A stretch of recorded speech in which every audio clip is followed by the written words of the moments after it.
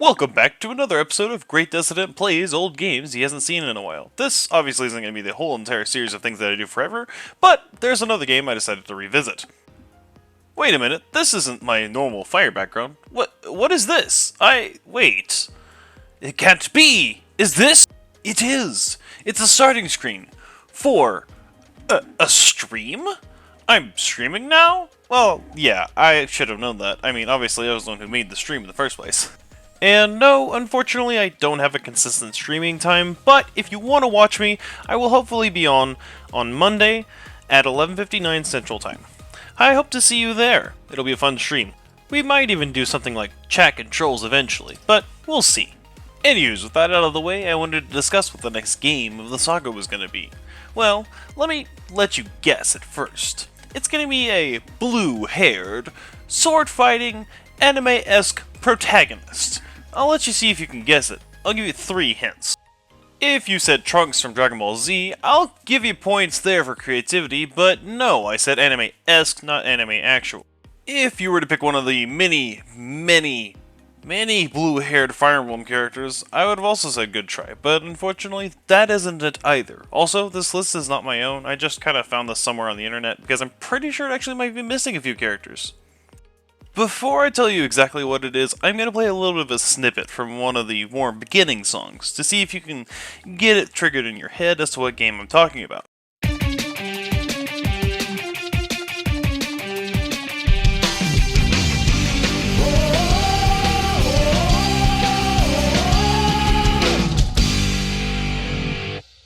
Now, I'm sure there's some of you who got it from the first 2 hints about which characters it's not, and there's some of you who probably got it off of that song. There's probably a few of you who have no idea what I'm talking about and thought that that song sounded very anime-actual. Now, here's the other thing though. There's probably a few of you who just had a Ratatouille moment, where you remembered some sort of memory, you're not entirely sure what it is, and some of you who had the same memory, but you know exactly what this is. This is Sonic and the Black Knight. I know that this is a spin-off game, and I know that the true Sonic fans are going to probably be blasting me in the comments about how this isn't a real Sonic game. Well, who cares? It's one that I grew up on, and honestly, it's one of my favorite. I love the spin-off games, such as Sonic and the Black Knight, Sonic with the Werehog, the 8 Red Rings I didn't play, but I imagine is okay, and Shadow the Hedgehog. Now, while this game is great, it does have its flaws, but honestly, I'm here to walk you through both of them. So join me on this adventure.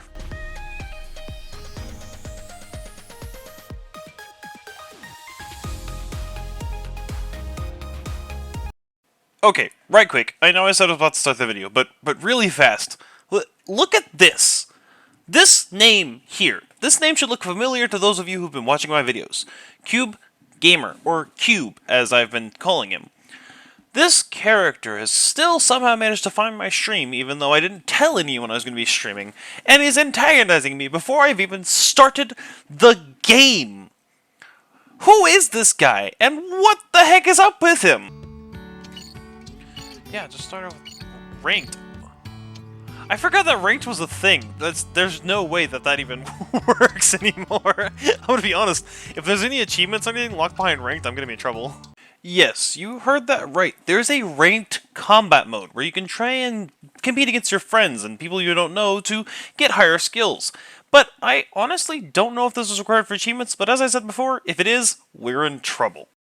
So, while I was on stream, there wasn't a lot of people, but I did start talking through some of these cutscenes and kind of memory as of what was happening. So, instead of letting you fully listen to these cutscenes, I'm going to have some of the music playing in the background and kind of explain what's happening as each cutscene plays. Our first scene here starts us off with a mage running from a dark, shadowy figure. Probably the Black Knight that's, on the front of the case. But I could be crazy. Well, let's just continue and find out. She continues to run further and further as this Dark Knight pulls out his sword and summons an army of creatures to try and take care of this, well, mage, from what we're aware.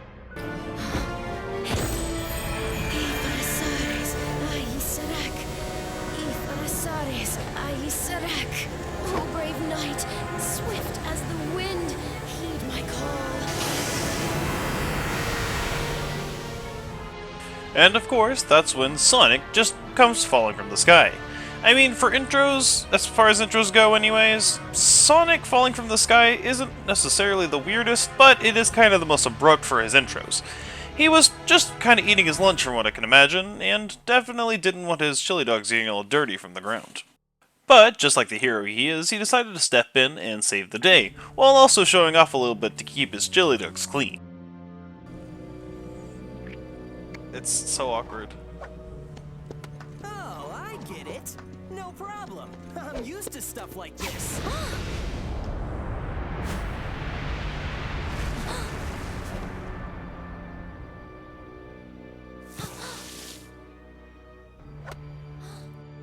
We then try to take on the big man himself, but are abruptly stopped by this mage character. She doesn't believe that we're strong enough to take on this guy, even though we've taken on time deities and other great grandeur monsters of different kinds. Well, if you say so, princess. We begin to run and try to get away, but not before he decides to give his knights orders that he'll be gone for a while to try and chase after us. We escape into the woods where this wizard decides to tell us that it's no use, and we wouldn't have been able to beat the Black Knight as he's actually King Arthur, and he has gained immortality by having the scabbard of Excalibur. Now, where Excalibur itself is, I'm not entirely sure, but this scabbard is very powerful in that case, and it corrupted the king into becoming this Dark Knight. We also get to learn that this wizard's name is Merlina. Ah, how quaint. Kinda like Merlin, but probably no relation, hopefully. After that exchange, we're immediately thrown into our first level, Misty Lake, and we're told to make it to the very end. That's not too difficult. What is difficult is something coming up, and I'll show you in a moment. That dialogue you're seeing there, it's all voice acted, and we're going to be seeing that quite a few times, unfortunately. The one good thing I could say about this is that, at least the music is incredibly good. Sonic music usually is for some reason. While it's not my favorite genre of game, it does have some of the best music ever. After about a minute of wandering around and trying to remember exactly how the controls work, we get to the goal. In which case, I could show you the entire thing I've been talking about. The mechanic that's going to make this game take more hours than probably any other game I've played before in my life. And no, I'm not necessarily exaggerating. It kind of just depends on how many levels I remember there actually being. Do you see it? Do you see this number right here? The 10 out of 100 followers? Yeah, that follower count is going to make us take significantly longer on this challenge than expected. You have to max out every single level's follower count in order to unlock every skill set in the game, and in order to get most 5 stars, you have to get every single follower in the game for a specific fighting style, which I will explain later. Now, the problem with this is that no matter how hard you try, you cannot get the maximum amount of followers in one try. You have to do each level multiple times, and depending on how well or bad you do, that can vary how many followers you get. Even on your best runs, sometimes you'll only get about 10% of the maximum amount you need per level, meaning that if you were to somehow complete every single level perfectly, you'd have to complete it at least 9 to 10 times. That is a lot. That's why this game is going to be so grindy. This first stream was about 2.5 hours, maybe 2 and 45 minutes, but I only completed about 8 levels in this entire playthrough. I could have probably completed about half the game total if I had just played through the levels normally. So to keep things brief, I'm going to try and make some notes about each level, some of the interesting things, some of the cool combos, maybe some glitches or effects that I've run into, and kind of give you just a summary of each level and how many attempts it took me to beat them and collect all the followers, and whether or not I got 5 stars on the level and will need to come back. This first level here ended up taking me 9 attempts, and I did end up getting the 5 stars you can see here, so thankfully I shouldn't have to come back to this level again unless there's something I'm missing later on. And to give you a general idea, this is one of the smaller follower levels, and shorter at that. This level isn't even a minute long. On most attempts I was able to beat it in under 50 seconds, but 9 attempts at 50 seconds is a good several minutes. This game, again, would be much shorter if it weren't for this single feature. And honestly, if you're not trying to 100% it, it is significantly better. So, now comes the question, what happens after you beat a level? Actually, quite a few things. First off, your followers go into your title count, and after you get a certain amount, your title ranks up. Secondly, there's this inventory menu. This menu isn't necessarily that important, but it allows you to identify random items you've collected throughout the level, using ID points. You only get a certain amount per run, so you gotta be careful how you spend them in later levels. These items aren't necessarily that important, but they do have some interesting descriptions, depending on what they are. And some of them actually make it easier to make progress in certain areas. Other than collection sakes though, most of these are pretty useless.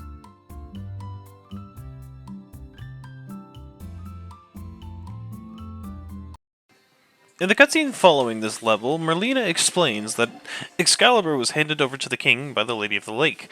However, the power of immortality that came with the scabbard was too much and the king decided to become dark and use his abilities to summon a Dark Legion.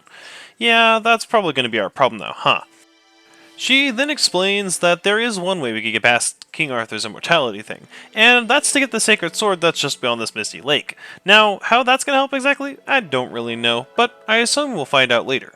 We continue onwards and search for this blade, but not before she finishes by giving us this gauntlet first. It's never really explained what it's for yet, but hopefully we'll find out later. Real quick before continuing, I wanted to leave this clip in because it was funny and I accidentally forgot to do my setup correctly. Idle.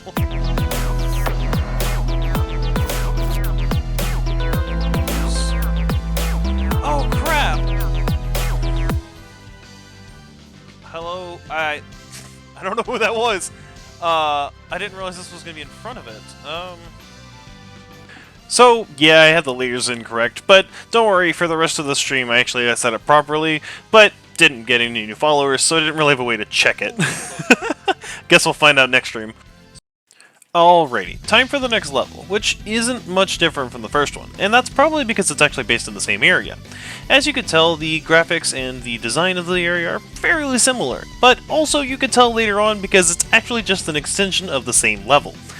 How creative, I suppose. Okay, so there might be one more thing that's a little bit different about this level, and it's because Sonic asked for more of a challenge, because he hasn't been having enough fun yet. And our mage friend decides to oblige by giving us the ability to fight this Mist Dragon? Does she just have the power to call this thing as she wants to? Because if that's the case, why couldn't she just take on the Black Knight herself? This place had a serious dragon infestation, as I had to kill this thing 10 times before finally getting the full follower count because everyone decided that they were grateful for me for getting rid of all of their dragon problems.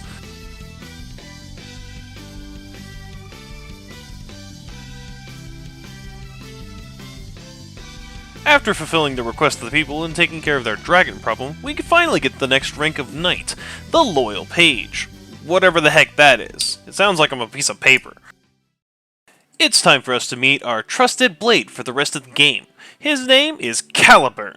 And of course, since it's a Sega game and they wanted to be a little bit fun with it, this blade also talks, and is quite sarcastic at that. He's gonna be our trusty buddy for the rest of the game, so you'll have to get used to him, I suppose. Amidst the banter that's going back and forth between Sonic and his blade, we finally encounter our friend, the Dark Knight, once again. This time, he's challenging us to a proper duel. Let's see what we can do. Alright, it's time for the big man himself, King Arthur, the Black Knight. The guy we're supposed to be defeating, at the very end of the game, being like the final boss. But, we'll just kill him now and get it over with our new sword and almost little to no skill. Let's do this!